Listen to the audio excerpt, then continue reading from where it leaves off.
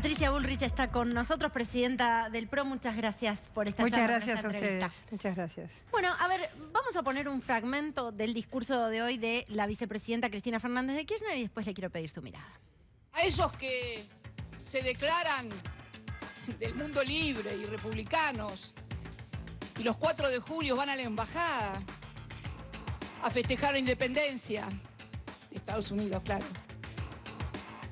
Alguna vestida de vaquera, inclusive, parece Jessie, pero no, Jessie, la de Toy Story 4 es mucho más simpática. Sí, no, tengo la Jessie, la tiene mi nieta y nada que ver.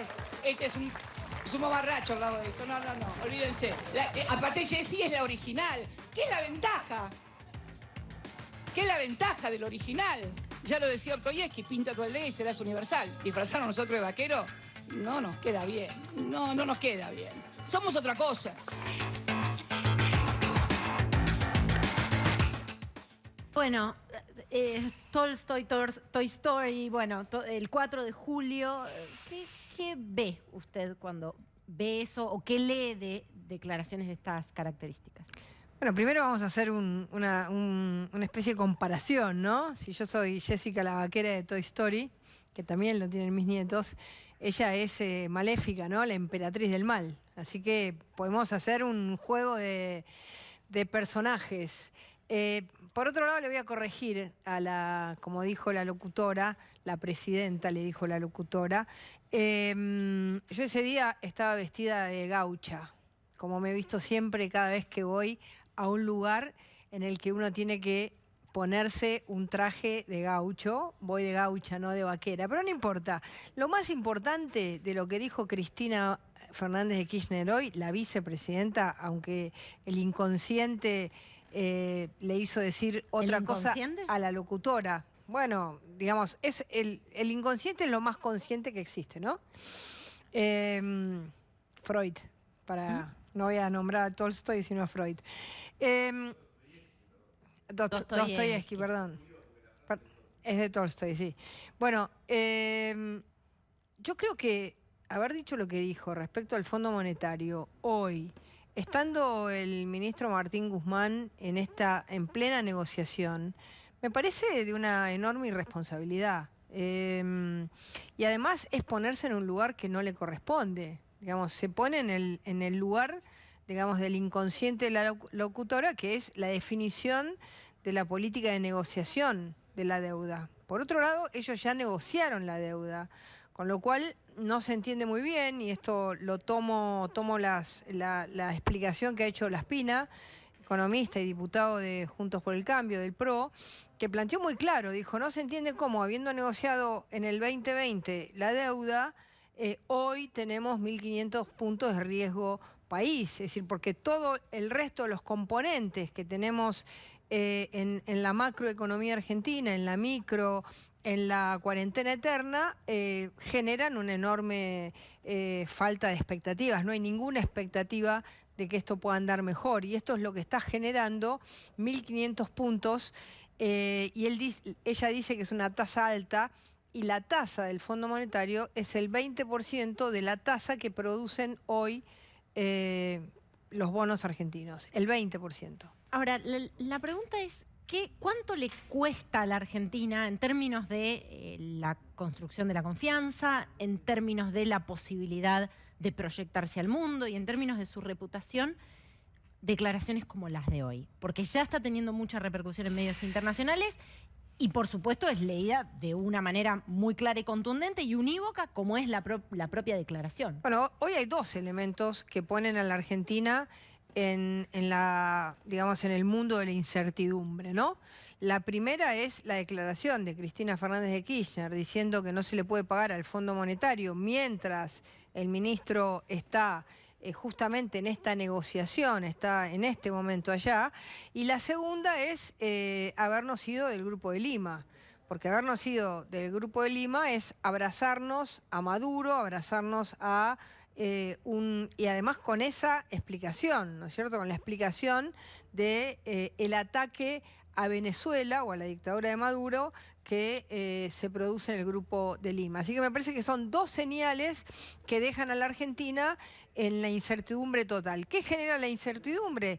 Bueno, la imposibilidad de tener hacia el futuro, de seguir en esta, digamos, en esta situación de imposibilidad de salir de esta crisis económica permanente, además de la crisis que se ha generado producto de la cuarentena eterna, de una crisis económica que ya la Argentina tiene hace muchos años y que se profundiza con esta falta de confianza. Quiero hacer hincapié en el segundo punto y que tiene que ver con este guiño al gobierno de Maduro, que hay que decir que no es el primero, ¿no? Hubo abstenciones que más que abstenciones fueron apoyos a las elecciones que se llevaron adelante a fin del año pasado. Muy distinto a lo que decía en el 2019 el mismo, en ese momento, candidato Alberto Fernández, ¿no? Que decía, no se van a creer que nosotros vamos a estar cerca de Maduro, es decir que, digamos, hubo una defraudación o una estafa en su discurso de campaña muy lejos de lo que hoy está planteando, ¿no? Es decir, hoy está planteando digamos, una especie de alineación automática con Maduro, ¿no? Algo muy peligroso para Argentina. A ver, una alineación automática, al menos mi relaciones carnales, podría decir Ditela, ¿no? Amistades peligrosas también. Amistades peligrosas. A ver, creo que en este caso siempre la política exterior marca la pauta de los valores que un país representa, ¿no? Por eso generalmente se acuerdan y no cambian en países donde hay una política exterior muy consistente, no cambian sustancialmente con los cambios de administración, ¿no? Lo vemos en Estados Unidos incluso ahora, ¿no? Ahora, claro. ¿Cuál es la razón por la que se produce este giro, siendo además que el régimen de Maduro está denunciado por cuanta organización de derechos humanos hay? ¿Cuál es la razón? Bueno, porque, a ver, quien defiende un régimen como el de Infran o construye un sistema como el de Santa Cruz, ¿no? Donde todo está manejado por el poder, donde hay una especie de monarquía, donde hay una tiranía que todo lo maneja, puede tener una gran cercanía, porque el manejo de poder que tiene Maduro, desde la perspectiva de la mirada kirchnerista, ha sido la más efectiva de todas, ¿no? Desde la perspectiva de la mirada de ellos, porque es el régimen que hace más años que está en el poder. Es decir, anuló la justicia, hizo una justicia ni siquiera amiga, una justicia que no es justicia. El ejército, la policía responden directamente al régimen y no son, digamos, del país, sino que son del régimen de Maduro. Los colectivos violentos. Entonces, todo este modelo de organización social, el cambio de la Constitución, todo este modelo de organización social es lo que hoy necesitaría Cristina para que la Argentina entre en lo que es su principal objetivo, que es que todas sus causas queden, digamos, se anulen directamente, ¿no? Su famoso lawfare. Entonces, digamos, para eso uno tiene que hacer un cambio sistémico. ¿Quién ha hecho un cambio sistémico? Bueno, Maduro. Antes Chávez, el gran líder de ese proyecto, y luego Maduro. No así otros países que han tenido idas y vueltas, ¿no? Como el caso de Paraguay o el caso de Brasil o incluso el caso de Uruguay, más leves, con el caso de Ecuador. Entonces, siento que ellos, digamos, lo vienen diciendo, que quieren un cambio directo de sistema. Lo dijo el otro día claramente el nuevo ministro de Justicia, Martín Soria, ¿no? Bueno, a ver, volvamos un poco al plano local. La vicepresidenta se refirió a las vacunas y esto decía. ¿Quién diría que las únicas vacunas con las que contamos hoy son vacunas rusas y chinas? Fue precisamente la articulación de una Argentina con una visión multilateralista. Porque van a decir, seguramente, Cristina, consejo ideológico, ideologizada. No. Esto no es ideología. Miren, Néstor y yo de vacaciones a Beijing y a Moscú no nos fuimos nunca. ¿Saben dónde íbamos de vacaciones, Néstor Kirchner, nuestros hijos y yo? A Nueva York. Muy bien, señor, se ve que leyó el libro. Muy bien. Muy bien. A Nueva York y a Orlando. Sí, a Disney World, a Néstor le encantaba. ¡Ojo! ¡Ojo! Aunque me guste Nueva York, yo sé cómo tengo que defender los intereses de la República Argentina acá. ¡Ojo! ¡Ojo! Bueno, recién usted comentaba algo sobre esta declaración. No, dije un chiste, dije, bueno, claro, tenía razón, Maléfica es de Disney, ¿no? Por eso iba ahí a Orlando. Pero seriamente, a ver, si fuéramos multilateralistas, como acaba de decir, tendríamos vacunas de Rusia, de China, de Oxford, la de AstraZeneca, ¿no? Tendríamos vacunas americanas, tendríamos de todos lados. Es decir, no es multilateralismo tener vacunas solo de Rusia y de China y además en tan poca cantidad. Lo que tiene que explicar la vicepresidenta es por qué no tenemos la vacuna Pfizer, que acaba de cerrar Brasil un contrato por 1 millón de vacunas Pfizer, que las tiene Chile, que las tiene Uruguay. ¿Por qué nosotros no? Ahí hay algo que quedó en una especie de agujero negro que nadie explicó por qué no tenemos esa vacuna. O por qué no tenemos la Johnson, que es de una sola dosis.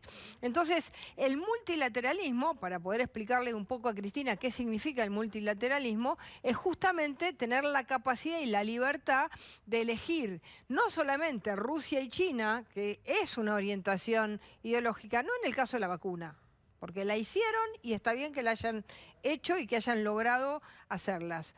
Digamos, tienen una capacidad científica mejor que la nuestra. Acá en la Argentina no logramos hacerla.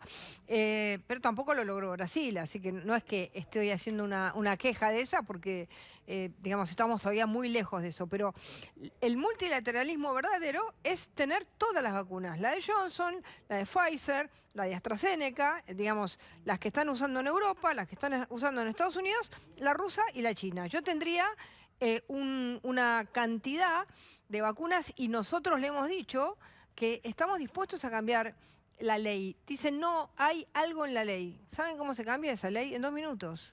En 2 minutos. ¿Por qué nunca lo pidieron? Porque algo hubo en esa negociación que nunca supimos. Y no tenemos, hoy tenemos el 0,6% de la población vacunada. Es decir, ¿usted no cree que en la negociación de Pfizer y del gobierno haya habido, digamos, un pedido de condiciones, como se dijo desde el gobierno, inaceptables, sino que me dio otra cosa que fue lo que finalmente terminó frustrando el acuerdo? ¿Por qué van a ser inaceptables para la Argentina, no van a ser inaceptables para Uruguay, para Chile y para todos los países que están utilizando la vacuna Pfizer? No es inaceptable, algo pasó ahí en el medio. Y si lo que se está trabajando es tener ciertas condiciones distintas a una vacuna que está aprobada, es lógico. También está en el contrato de la vacuna rusa, porque la vacuna rusa entró a la Argentina sin estar aprobada la 3ª etapa. Y sin embargo, esa no era una condición inaceptable. Entonces, acá se dejó a la población con bajo nivel de vacunación y bajas vacunas, justamente por no haber tenido una mirada multilateral y comprar todas las vacunas que están en el mercado. ¿No? Sí, ¿qué tal, Bullrich? Cuando asumió Alberto Fernández en el PJ, criticó a Mauricio Macri hoy, la vicepresidenta también, ¿no? Dijo que tomó toda esta deuda con el FMI que no se puede pagar y además criticó que su familia haya estatizado la deuda en 1983 o cuando terminaba la dictadura.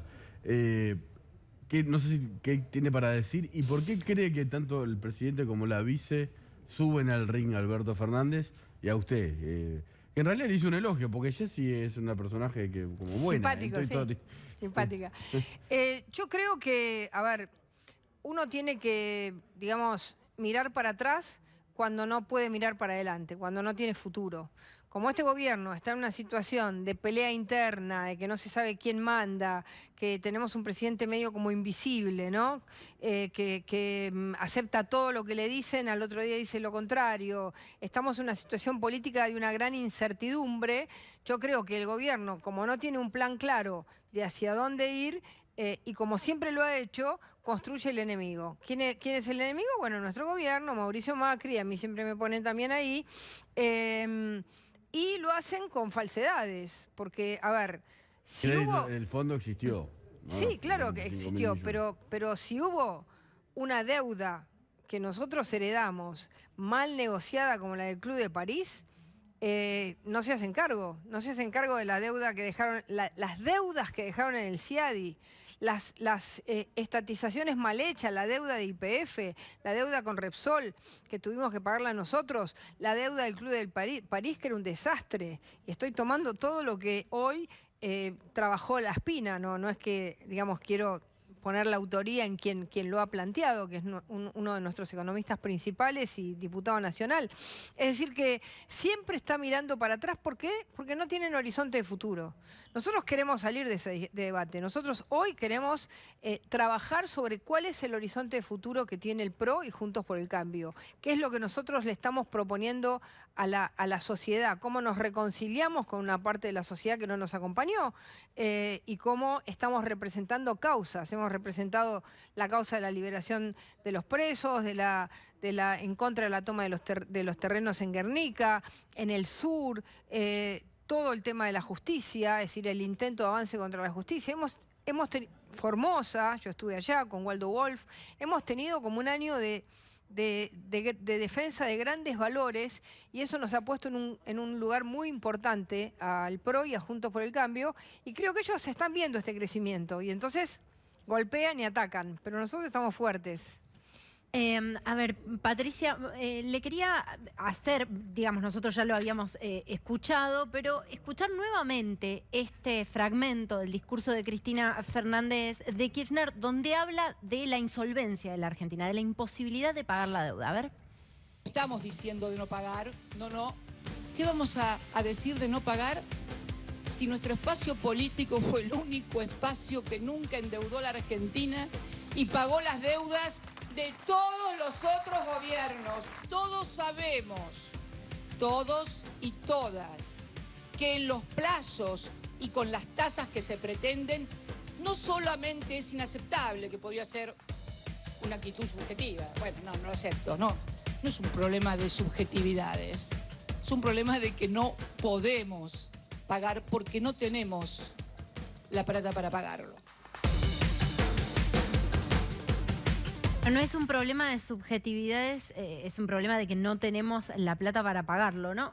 Pensaba si el contexto de un año electoral está influyendo y mucho en las decisiones que puede o no tomar, o que decide tomar. Bueno, absolutamente. Además, es evidente que si uno aplasta la economía privada como la ha aplastado este gobierno, con la creación de 8 nuevos impuestos, con un avance nuevamente sobre el campo, con una realidad en el aumento del impuesto a las ganancias de las empresas, que lo único que han acumulado durante el 2020 han sido deudas, con un Pedro Can que ha reconocido después de un año y 2 meses o 3 meses que qué larga que fue la cuarentena, cuando se lo dijimos desde el primer mes que estaban haciendo y que iban a estrellar la economía con lo que estaban haciendo. Entonces, evidentemente, si el país se achicó el 10%, uno de los países el tercer país con más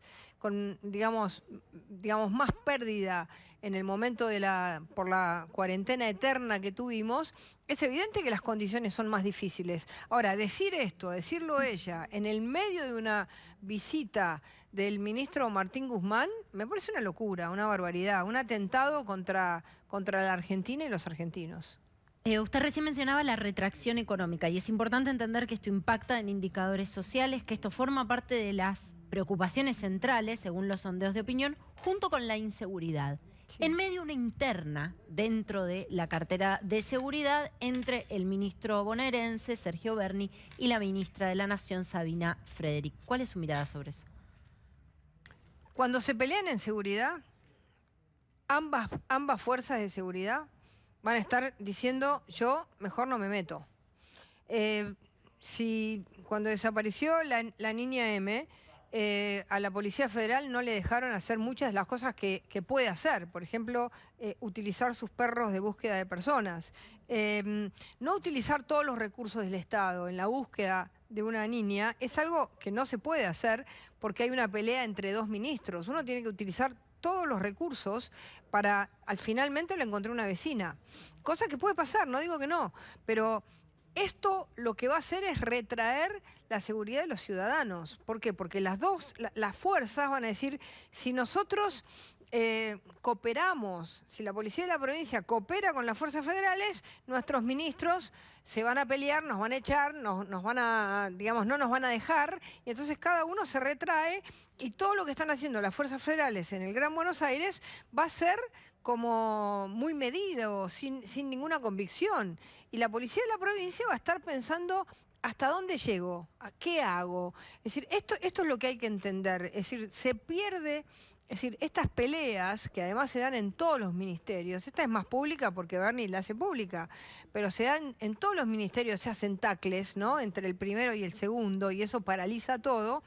Esto lo que hace es retrotraer y retroceder a una Argentina mucho más violenta, con muchos más problemas de seguridad y con un equipo que en vez de ser un equipo, son enemigos entre ellos, ¿no? La verdad es que da vergüenza que se peleen los ministros de seguridad de esta manera. La semana pasada el expresidente Macri presentó su libro Primer Tiempo, lo cual siempre generó la pregunta sobre el segundo tiempo del espacio ahora opositor de Juntos por el Cambio. ¿Se ve usted encabezando un posible segundo tiempo? Es decir, ¿tiene usted aspiraciones presidenciales? Soy parte del equipo. Estoy en el segundo tiempo, ya me puse los botines y estoy. No quiero ni me parece adecuado hablar de mi lugar, porque pienso que cuando uno está construyendo un equipo tiene que ser parte de ese equipo y no pensarse en qué lugar va a estar. Creo que eso no es lo mejor. Así que no voy a hablar de ese tema, no me parece adecuado. Soy presidenta de un partido y como tal tengo que trabajar con toda la coalición, tratar de llevarla a buen puerto. Tenemos una elección del 21, así que hablar del 23 es un poco lejos, o bastante lejos.